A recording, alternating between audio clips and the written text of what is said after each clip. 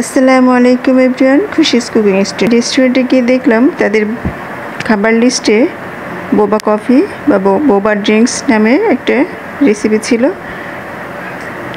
রেসিপিটি দেখে প্রথমে অবাক হয়ে গিয়েছিলাম, বোবা আবার সে কী জিনিস।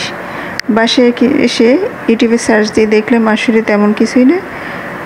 এটা হলো সাবুদানার পাউডার, যেটা বাসায় তৈরি করা যায়।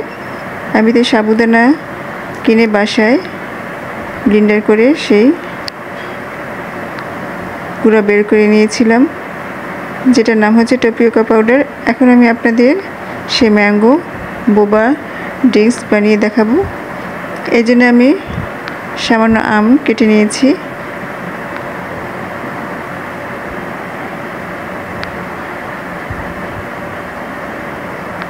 এখন আমি এই আমটাকে ব্লেন্ডার করে নেব।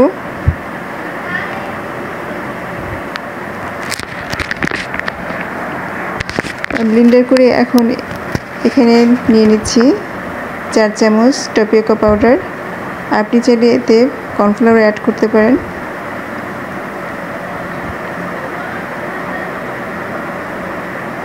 এখন আমি ভালো করে মিশিয়ে একটা ডোর মতো তৈরি করব।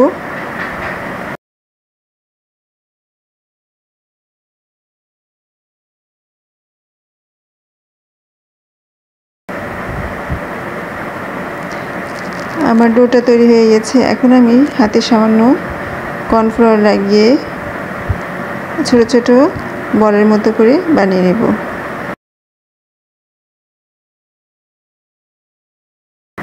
এভাবে আমি সবগুলোকে বানিয়ে নিয়েছি। এখন সামান্য কর্নফ্লাওয়ার দিয়ে একটু নেড়ে চেড়ে দিচ্ছি যাতে একটা একটা গায়ে না লেগে যায়। এখন চুলে একটা হাঁড়িতে সামান্য পানি বসিয়ে দিয়েছি। পানিটা ফুটে উঠলে আমি এখন সে বলগুলোকে ঢেলে দিচ্ছি। ঢেলে দিয়ে একটু সাবধানে নাড়াচাড়া দিতে হবে যাতে ভেঙে না যায়। তাই একটু সাবধানে নাড়াচাড়া দিয়ে এটাকে সেদ্ধ করে নিতে হবে।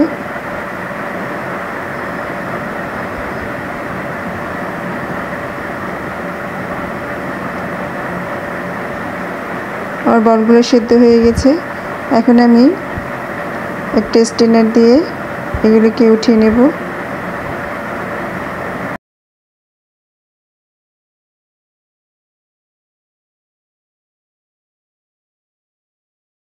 আমি বলগুলোকে স্ট্রেনার দিয়ে উঠিয়ে নিচ্ছি।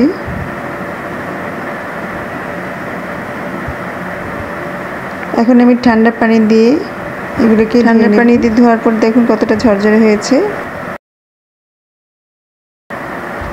আমার ম্যাঙ্গো বোবা বা বাবল বলে যেটাকে, সেটা তৈরি হয়ে গেছে।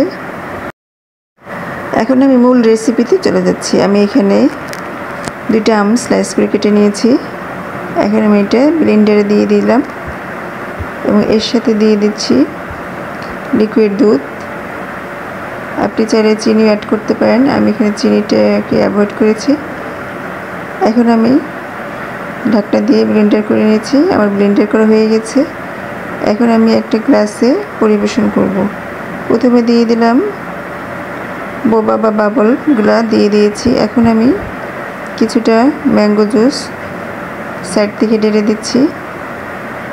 এখন দিয়ে দিচ্ছি সে ব্লেন্ডার করা জুসটাকে ঢেলে দিচ্ছি। তৈরি হয়ে গেল আমার ম্যাঙ্গো বোবা ড্রিঙ্কস। খুবই মজাদার রেসিপি, আপনার বাসায় ট্রাই করে দেখুন। ভিডিওটি ভালো লাগলে অবশ্যই লাইক কমেন্ট শেয়ার করবেন। সবাই ভালো থাকুন, সুস্থ থাকুন।